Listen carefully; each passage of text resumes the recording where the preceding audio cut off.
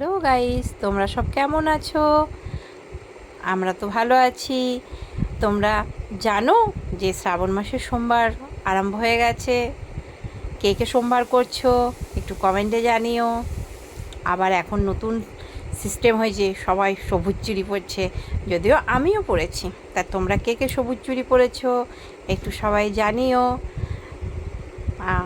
আমরা তো আজকে সোমবার করে বিকেলবেলায় বেরিয়ে গেছি বর্ধমানেশ্বরের উদ্দেশ্যে। বর্ধমানেশ্বরে আজকে দেখতে গেলাম যে বর্ধমানেশ্বরে কেমন ভিড় হয়েছে, কি হয়েছে। গিয়ে দেখি প্রচুর ভিড়, একদম লাইন পড়ে গেছে আবার।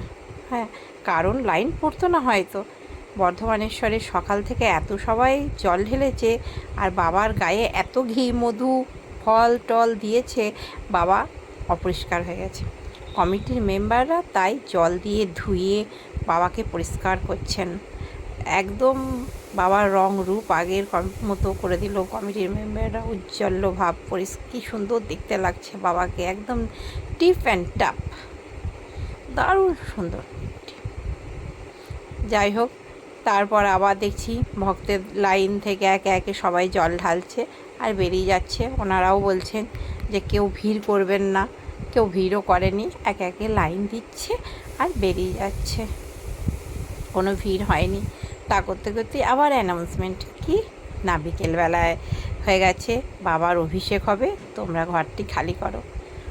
দেখলাম ভক্তেরা সব একে একে জল ঢেলে ঘরটিকে খালি করে দিল, আর কমিটির মেম্বার আবার পরিষ্কারের কাজে লেগে গেল বাবার অভিষেক হবে বলে। আমরাও দাঁড়িয়ে দাঁড়িয়ে খানিকক্ষণ দেখলাম, মেলা টেলাও একটু ঘুরলাম, দিয়ে চা খাওয়াচ্ছিল, চা খেলাম।